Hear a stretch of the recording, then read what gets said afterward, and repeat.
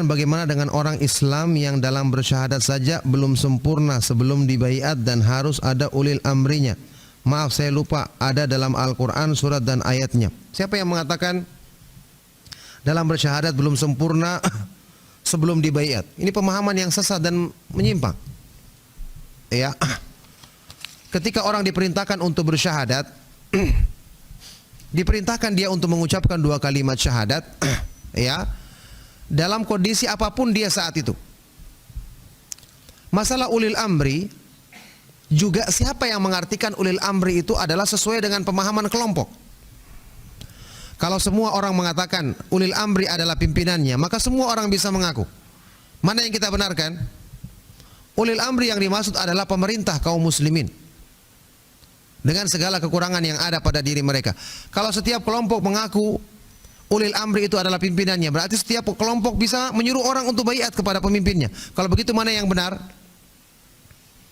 Ini tidak benar, ya, pemahaman yang salah. Ulil amri yang dimaksud adalah pemerintah, karena syarat-syaratnya ulil amri itu adalah bisa memberikan keamanan, dia punya wilayah. Adapun orang kelompok yang membangun di dalam negara kita, dia membentuk kelompok mengharuskan orang berbaiat, kita katakan mana negaranya? Ya, di bawah tanah tidak ada, di atas tanah juga tidak ada. Ini tidak benar.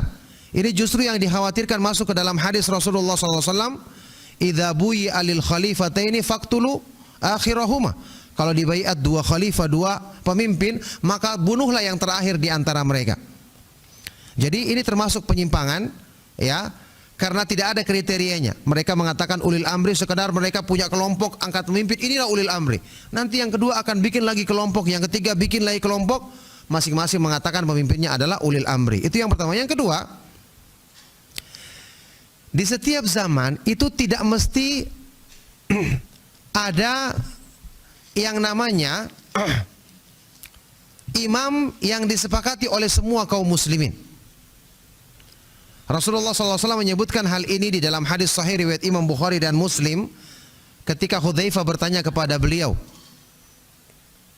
ya, tentang keadaan umat di akhir zaman yang penuh dengan fitnah. Ketika itu Hudzaifah bertanya, in lam takun lahum jama'atun wala imam, ya Rasulullah, bagaimana ketika di kalangan kaum muslimin tidak ada jamaah dan imam, yakni yang menyatukan mereka semua? Maka Rasulullah SAW mengatakan, fa'tazil tilkal firqa kullaha walau anta adha bi asli syajaratin hatta yudrikakal mautu wa anta ala dhalik. Nabi SAW mengatakan, tinggalkan semua kelompok-kelompok yang ada. Meskipun dengan itu kamu harus menggigit akar pohon sendirian, yakni berpegang dengan sunnah sendirian, sampai kematian datang menjemputmu dan kamu dalam keadaan seperti itu. Nabi SAW di sini tidak mengingkari pertanyaannya Hudzaifah ibn Yaman radhiyallahu taala anhu, bahwa bagaimana kalau tidak ada jamaah dan imam yang memimpin semua kaum muslimin? Seandainya harus ada, kan Nabi SAW akan menjawab, tidak, harus ada, wajib ditegakkan. Nabi SAW tidak mengatakan demikian. Kalau ada, tinggalkan semua kelompok. Kalau tidak ada, jangan ikuti kelompok-kelompok yang mengaku berpegang teguh dengan sunnah sendirian. Makanya di dalam Sahih Bukhari, ini hadis riwayat Bukhari Muslim, dibawakan hadis ini dalam bab apa? Kaifal amru idza lam takun jamaah. Bagaimana keadaan yang kita harus lakukan kalau tidak ada jamaah yang semua menyatu kaum muslimin dipimpin oleh seorang imam. Makanya ini termasuk kesalahan sebagian mereka yang berdakwah, ya, mengharuskan harus membikin dulu pemimpin. Padahal kita sudah punya pemimpin di negara kita dengan segala kekurangannya. Ya. Kalau Anda memang menginginkan untuk mendirikan yang seperti ini, bikin negara sendiri. Jangan pakai negara yang sudah ada pemimpinnya. Ya, yang ini mereka tidak lakukan. Ini semua adalah kesalahan dan kerancuan dalam memahami makna ulil amri yang sesungguhnya.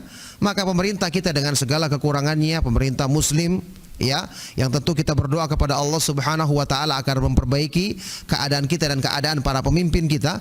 Ini adalah ulil amri yang kita harus berusaha untuk mentaati mereka dalam kebaikan dan menasihati mereka secara baik dalam perkara-perkara yang mereka salah di dalamnya. Nah, barakallahu fikum.